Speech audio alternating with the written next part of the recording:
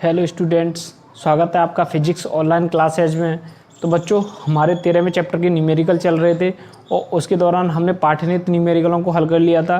अब हम जो आपके बुक्स में जो सबसे पीछे आंकिक प्रश्न दिए हुए हैं उनको सॉल्व करना स्टार्ट करते हैं। तो पहला न्यूमेरिकल आपका दिया हुआ है वो कुछ इस प्रकार से है। देखो कि तांबे के लिए देहली आवृत्ति का मान 1.12 इंटू 10⁻⁻15 दिया हुआ है। तो एक तांबे के लिए मतलब तांबे की सतह जिस पर फोटोन आपतित हो रहे हैं तो उसके लिए मान दिया हुआ है देहली आवृत्ति का, अर्थात न्यू नॉट का मान दिया हुआ है 1.2 इंटू 10⁻15 हर्ट्ज। तो आपको जो दिया हुआ है सबसे पहले वो लिख लेते हैं। तो न्यू नॉट का मान दिया हुआ है, देहली आवृत्ति का मान न्यू नॉट इक्वल कितना दिया हुआ है 1.12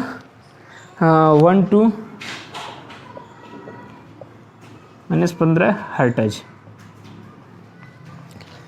ये किसका मान दिया हुआ है? देहली आवृत्ति का, अर्थात न्यू नॉट का मान दिया हुआ है। तो इसको थोड़ा सा मैं नीचे लिख देता हूँ 15। देहली आवृत्ति का मान हो गया। अब इसमें दिया हुआ है देहली, इसके पृष्ठ पर 2537 एंगस्ट्रॉम तरंगदैर्ध्य का प्रकाश आपतित किया जाता है। यहाँ लैम्डा का मान, तरंगदैर्ध्य का मान दिया हुआ है, लैम्डा का मान है 2537।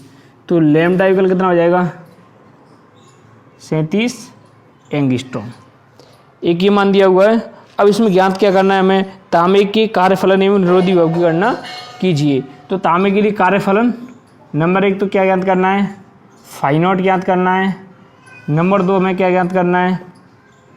एक तो कार्यफलन ऊर्जा ज्ञात करनी है, एक निरोधी विभव वी नॉट का मान ज्ञात करना है। निरोधी विभव ज्ञात करना है वी नॉट। तो यहाँ आपके पास दिया हुआ है देहली आवृत्ति का मान और तरंगदैर्ध्य का मान।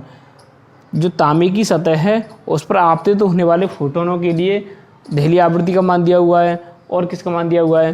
तरंगदैर्ध्य का मान दिया हुआ है। तब हमें एक तो निरोधी विभव ज्ञात करना है और नंबर 2 कार्यफलन ज्ञात करना है। तो कार्यफलन और निरोधी विभव हमें यहाँ ज्ञात करनी है। तो जब कार्यफलन फाई नॉट ज्ञात करने के लिए आपको पता है फाई नॉट इक्वल क्या होता है?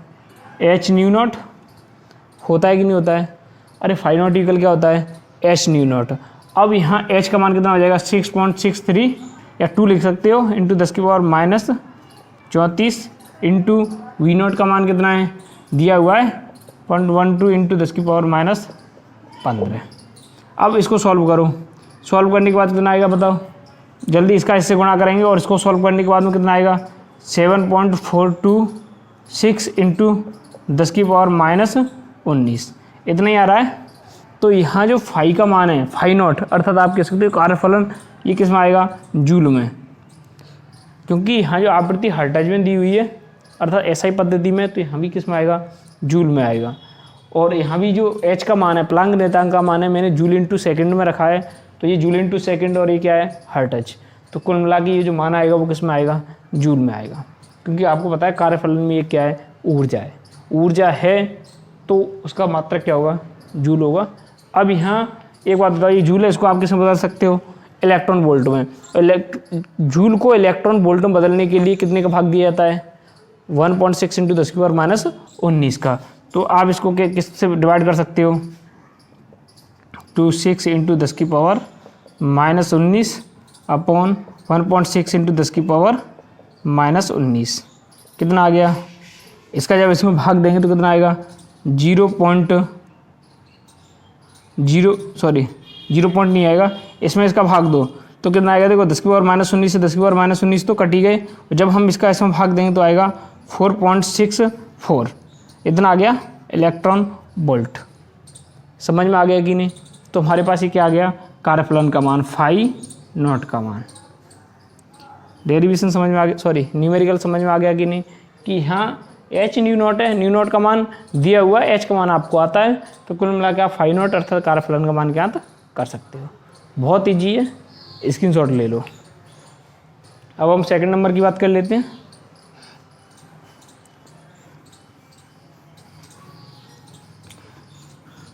देखो सेकंड नंबर पर हमें निरोधी विभव ज्ञात करना है। तो आइंस्टीन के प्रकाश विद्युत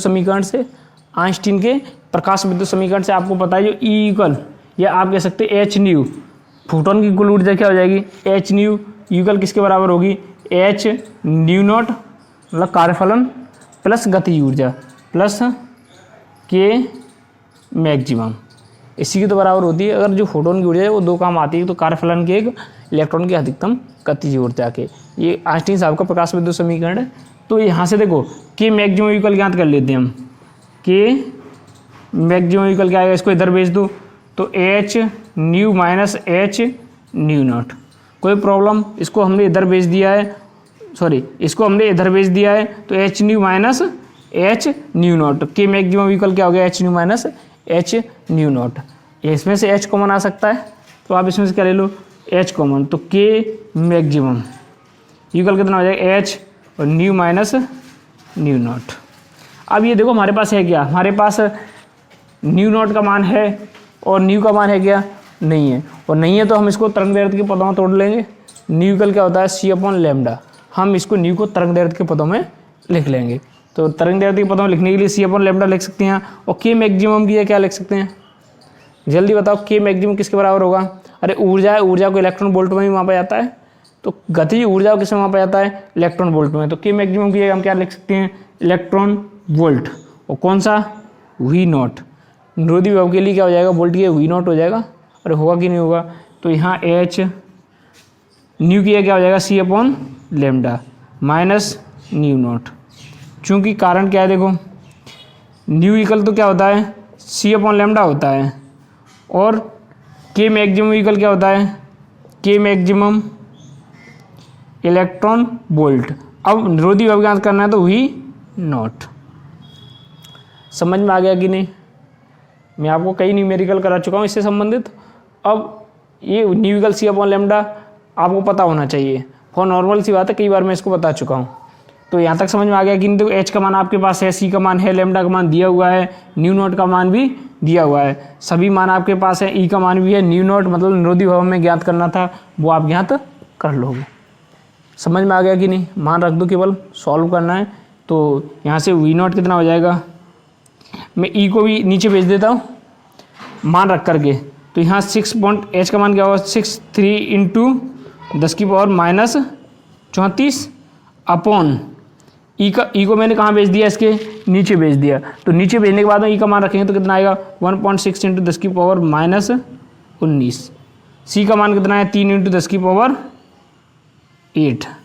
लेमडा का मान कितना दिया हुआ है, 2537 एंगस्ट्रॉम है। तो इस एंगस्ट्रॉम का मतलब 2537, एंगस्ट्रॉम का मतलब 10 की पावर माइनस 10। जब इसको हम मीटर में बदलेंगे तब 10 की पावर माइनस 10। अब माइनस न्यू नॉट का मान कितना है, 1.12 इंटू 10 की पावर 15। अब इसको क्या कर दो, सॉल्व कर दो, केवल सॉल्व करना है। सॉल्व करने के बाद कितना आ गया, वी नॉट इक्वल, जल्दी कैलकुलेट करो। तो जब हम इसको कैलकुलेट करेंगे तब आएगा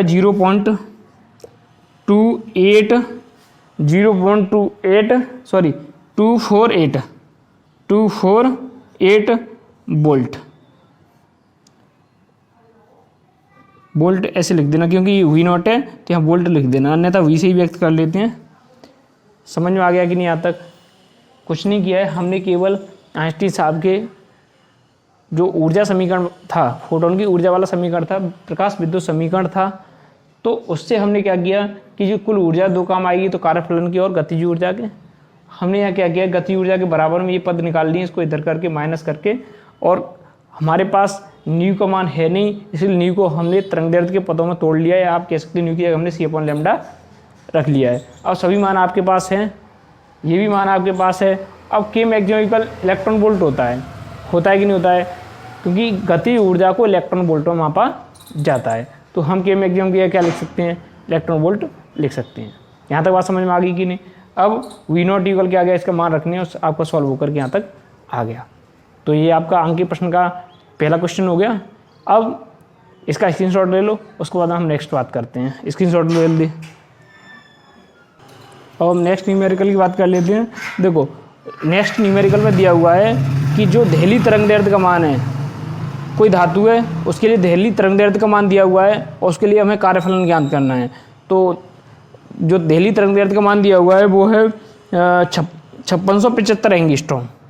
दहलीज तरंग दैर्ध्य का मान है 5675 एंगस्ट्रॉम और हमें कार्यफलन का मान ज्ञात करना है। तो देख लेते हैं वो कैसे होगा, इसका स्क्रीनशॉट ले लिया।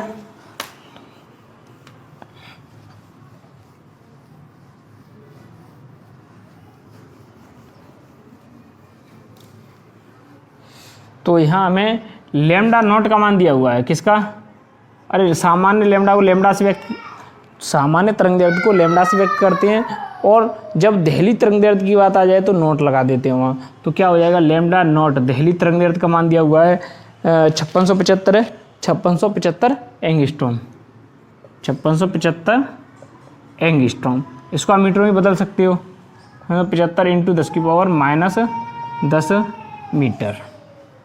हमें ज्ञात क्या करना है, कार्यफलन। और जब कार्यफलन ज्ञात करना है तो आपको पता है फाई नॉट इक्वल कितना होता है, एच न्यू नॉट। अरे कार्यफलन का ही तो फॉर्मूला है, फाई नॉट इक्वल क्या होगा, एच न्यू नॉट। और जब एच न्यू नॉट होता है, लेकिन आपको पता है न्यू नॉट का मान यहाँ है नहीं है। जब न्यू नॉट का मान नहीं है तो ये फिक्स है कि हमें न्यू नॉट को किस में बदलना होगा, लैम्डा नॉट में, अर्थात आवृत्ति को हमें तरंग दैर्ध्य में बदलना होगा। तो फाई नॉट इक्वल क्या हो जाएगा, H C upon lambda naught. अरे चूंकि कारण क्या है, न्यू नॉट इक्वल सी अपॉन लैम्डा नॉट। ये न्यू इक्वल सी अपॉन लैम्डा होता है जब दहली आवृत्ति की बात आ जाए तो दहली तरंग दैर्ध्य आएगी, और दहली आवृत्ति के संगत जो तरंग दैर्ध्य होती है उसको दहली तरंग दैर्ध्य कहते हैं। तो जब न्यू नॉट आएगी तो यहाँ पर लैम्डा नॉट आएगी। बात समझ में आ गई कि नहीं। अब देखो यहाँ आपके पास सभी मान हैं तो मान रख दो और आंसर आ जाएगा 6.63 इंटू 10⁻34 इंटू 3 इंटू 10⁸। सी का मान क्या है, प्रकाश का वेग है 3 इंटू 10⁸।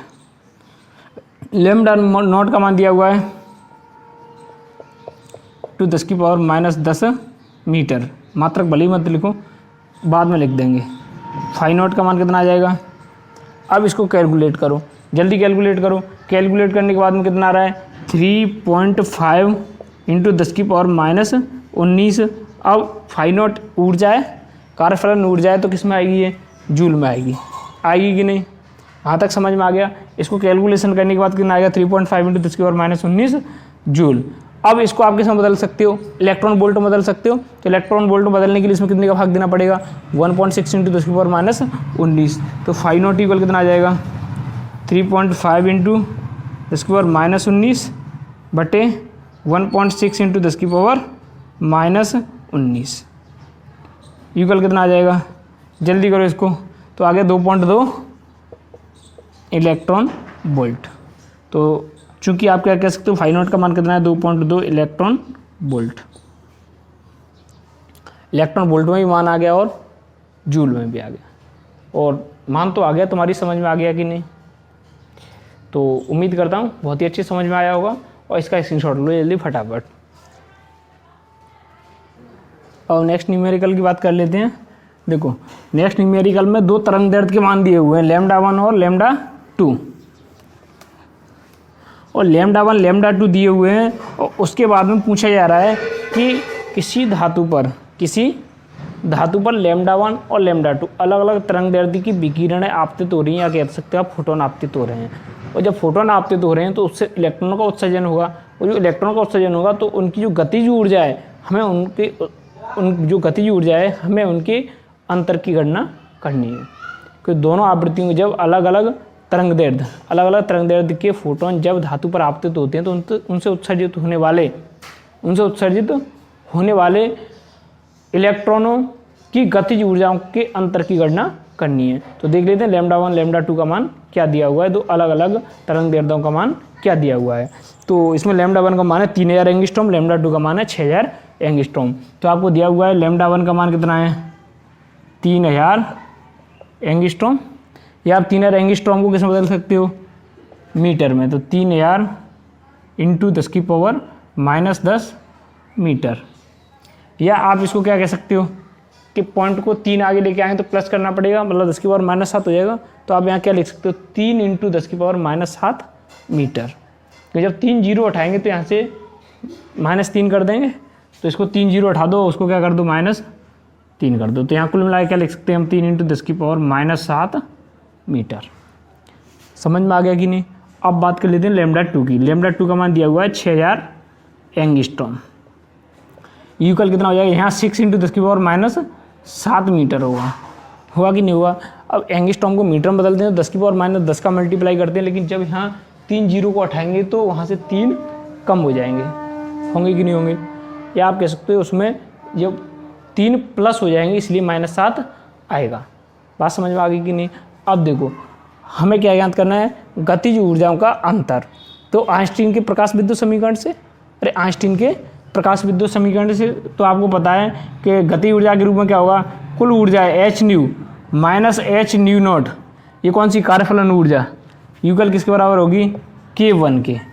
K1 का मतलब लैम्डा 1 के लिए गति ऊर्जा, उत्सर्जित इलेक्ट्रॉन गति ऊर्जा K1 होगी। ये समीकरण आपको पता है। अरे ये वही समीकरण है, h न्यू इक्वल क्या होगा, h new not plus K1। K maximum लिखता था मैं, इसको यहाँ मैंने K1 कहा है। तो ये समीकरण है, इसको पक्षांतरण करके ये आ गया। तो कोई अलग से नहीं है, वही है। पक्षांतरण करने के बाद में थोड़ा सा इसकी शक्ल चेंज हो गई है। अब देखो इसमें से क्या कॉमन आ रहा है, h कॉमन आ गया, new minus nu naught equal K1। अब आपको पता है लेमडा का मान है हमारे पास, किसका मान है, लेमडा का मान है। तो आप यहाँ न्यू 1 कह सकते हो, इसको कह सकते हो कि नहीं। अब ये तो न्यू नॉट ही रहेगा, तो यहाँ h न्यू 1 की क्या हो जाएगा, C/λ1 होगा कि नहीं होगा। या आप ऐसा कर सकते हो, इसको आप ऐसे ही रखा रहने दो, इसकी जगह पे आप क्या कर लो, C/λ1, क्योंकि आपको पता है कि जब दो समीकरण आएंगे तो उसमें से ये वाला और दूसरा समीकरण आएगा उसमें भी ऐसा ही पता आएगा, तो वो कट जाएगा, कटेगा कि नहीं कटेगा। तो इसको ऐसा ही बना रहने दो, इसमें इजी रहेगी। या फिर ऐसे रखोगे तो बाद में फिर हमें वही काम करना पड़ेगा, तो पहले इस काम को कर लो, ठीक है। तो यहाँ इसको ऐसा ही बना रहने दो, लेकिन यहाँ थोड़ा सा इतना अंतर जरूर करेंगे हम। न्यू 1 की क्या रखेंगे, C/λ1, C/λ1 minus h new naught equal K1। ये तो समीकरण 1 हो गया। इसी प्रकार से हम समीकरण 2 प्राप्त करेंगे, तो हाँ हम इसको गो कर देंगे। कैसे जाएगा, दोनों समीकरणों को हम क्या कर देंगे, एक दूसरे में से घटा देंगे। तो जो दूसरा समीकरण बनेगा वो कैसे बनेगा, h new 2 minus h new naught equal K2 बनेगा कि नहीं बनेगा, किसके लिए, लैम्डा 2 के लिए। तो h C/λ2 minus h new not. अब देखो ये दोनों यदि हम इसमें से इसको घटा देंगे तो ये कट जाएगा, कटेगा कि नहीं कटेगा, इक्वल K2। तो हमें इसके लिए कैलकुलेशन नहीं करनी पड़ेगी। तो यहाँ समीकरण 1 व 2 को जोड़ने पर, समीकरण 1 व जोड़ने पर नहीं, घटा लो, क्योंकि घटाने पर ये कट जाएंगे, कटेंगे कि नहीं कटेंगे। तो घटाने में फ़ायदा है, जोड़ने में कोई फ़ायदा नहीं है। तो समीकरण 1 व समीकरण 2 में से 1 को घटाओगे, 1 में से 2 को घटाओगे, कैसे भी कर लो। समीकरण 1 में से समीकरण 2 को घटाने पर,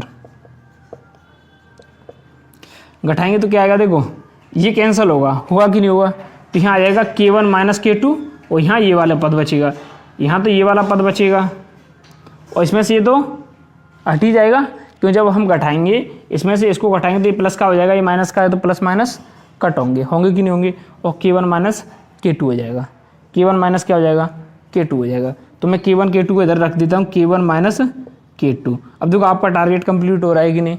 गति ऊर्जाओं का अंतर क्वेश्चन में ज्ञात करवा रहा है, गति ऊर्जाओं का अंतर यहाँ आपका आने वाला है। बात समझ में आ गई कि नहीं। इक्वल K1 इक्वल क्या हो जाएगा, K2। अब ये तो गया, जब इसमें से इसको घटाएंगे तो ये माइनस का है और इसमें से घटाएंगे तो ये minus minus minus minus minus plus हो जाएंगे, तो ये प्लस का हो जाएगा, ये माइनस का, तो ये तो कट गए, कटेंगे कि नहीं कटेंगे। तो इसके साथ ये बचा, तो क्या हो जाएगा, h C/λ1 minus h C/λ2, यही तो आएगा। यहाँ तक समझ में आ गया कि नहीं। अब देखो यहाँ से h कॉमन आ जाएगा, c और h दोनों ही कॉमन आ आएंगे कि नहीं। तो K1 minus K2 equal h c common ले लो, 1/λ1 माइनस 1/λ2। समझ में आ गया कि नहीं यहाँ तक। तो यहाँ तक स्क्रीनशॉट लो इसका जल्दी, क्योंकि आगे कैलकुलेशन करनी है, मान रखनी है और K1 माइनस K2 का मान आ जाएगा। तो इसका स्क्रीनशॉट ले लो जल्दी। अब हम इसको आगे हल करते हैं, केवल मान रखनी है हमें।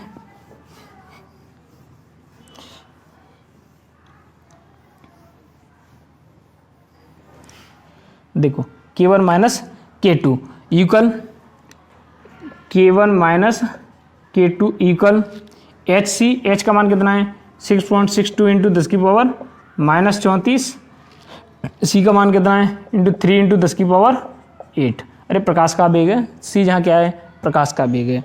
1/λ1, अब ब्रैकेट कर लो, 1/λ1 कितना है 3 इंटू 10 की पावर माइनस 7, अब माइनस 1/λ2 कितना है 6 इंटू 10 की पावर माइनस 7, 6 इंटू 10 की पावर माइनस 7। अब इसको सॉल्व कर दो, करो जल्दी सॉल्व। तो K1 माइनस K2 कितना आ गया, इसको आप सॉल्व करोगे, जल्दी करो। तो सॉल्व करने के बाद में आएगा 3.315 इंटू 10 की पावर माइनस 19 जूल। इतना ही आ गया मान। सॉल्व करते रहना आप फ्री हो सन 1947 से, हो या नहीं हो, स्वतंत्र हो, तो आप इसको हल कर सकते हो। जोड़ घटा गुणा भागन कुछ भी नहीं है इसमें।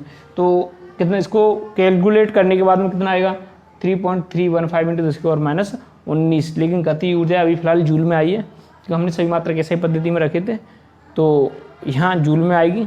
अब जब ये जूल में आ गई, यदि आप चाहें तो गति ऊर्जा को इलेक्ट्रॉन वोल्टों में बदल सकते हो। तो जब इलेक्ट्रॉन वोल्टों में बदलोगे तो कितने का भाग देना पड़ेगा, यहाँ K1 माइनस K2 इक्वल, इसमें कितने का भाग दे दो 3.315 इंटू 10 की पावर माइनस 19 बटे 1.6 इंटू 10 की पावर माइनस 19। इतने का भाग देना पड़ेगा, तभी किस्म बदल जाएगी इलेक्ट्रॉन वोल्ट में।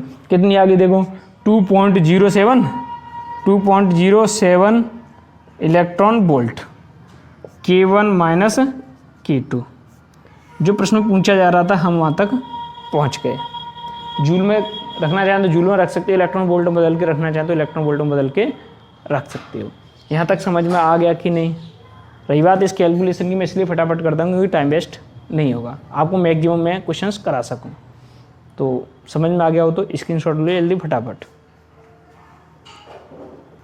अब हम नेक्स्ट न्यूमेरिकल की बात कर लेते हैं।